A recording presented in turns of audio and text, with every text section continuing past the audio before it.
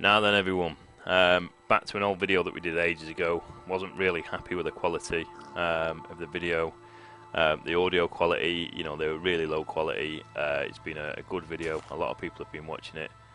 Got a guest appearance of a pig now in this one. How you doing, pig? But yeah, basically it's a four-way rail junction, which is something that I used quite a lot when building.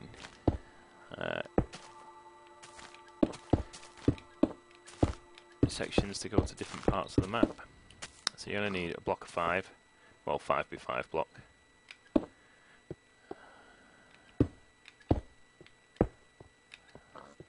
Build this little pillar section in. Each one of these,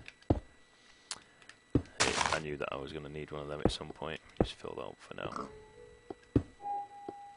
So drop them out,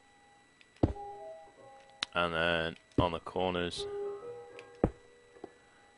drop these around it as well. So this is what it should be looking like.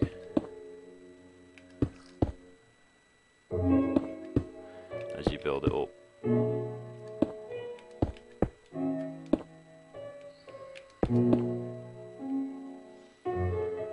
So that's pretty much the, oh no, we've still got this side. This is pretty much the basics of what you're wanting it to be covered with. Let me have a quick look. We'll pull each one of these out by one.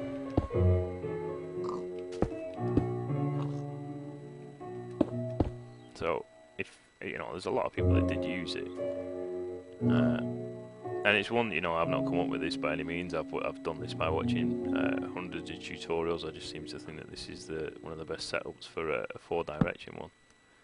So these switches all go on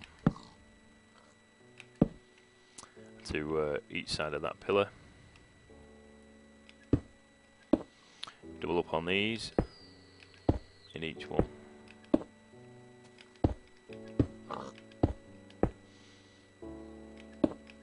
And then what we're going to need to do is take out the bottom block of each one of these. The other thing as well is that when I made this was originally before creative mode even appeared, so it wasn't anything that we could really do a lot with. Now put your buttons on.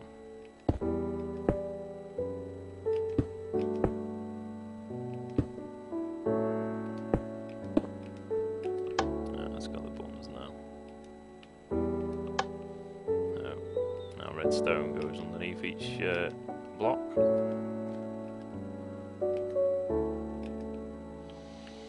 And underneath that and to there for each one of these. And obviously just check that everything lights up when you need it to. So what you need next is powered rail, and you're dropping these into these sections.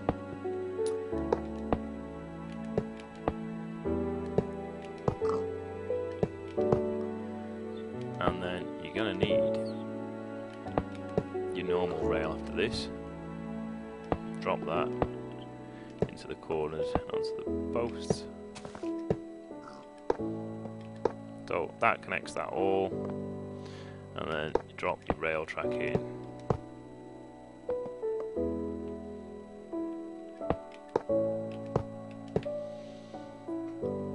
Now I'm going to explain a little bit more once I've got these other sections in. Obviously, that every time you send a redstone circuit signal to something, then that's it. So that's how it's going to power it, and how it's going to move and change direction for what it's going. So as you can see, because we've set it up, these are just lined up. That's just permanently going to be going round. If we hit this button, then we get a signal in here. If we hit that button, we get a signal in there, and so on. You can kind of guess that obviously follows a pattern.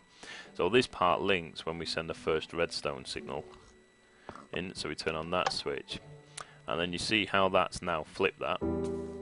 So we then flip it, and it goes the other way. And this is how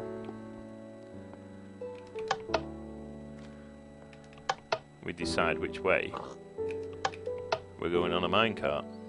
So they're all linked into a direction. So if you're coming from this way in, that will obviously push you out, and you'll continue on your way down there.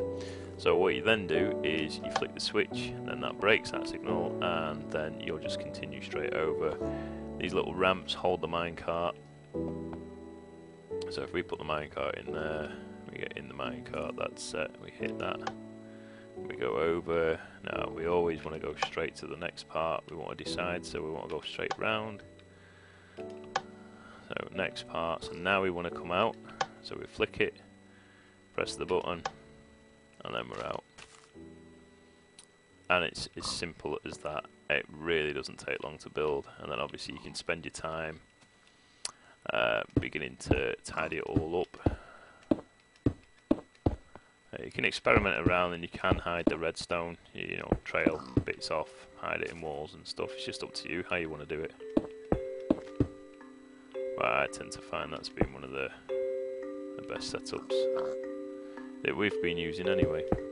Now, again, if it's been useful, then hit the subscribe button, like the video, and comment on it.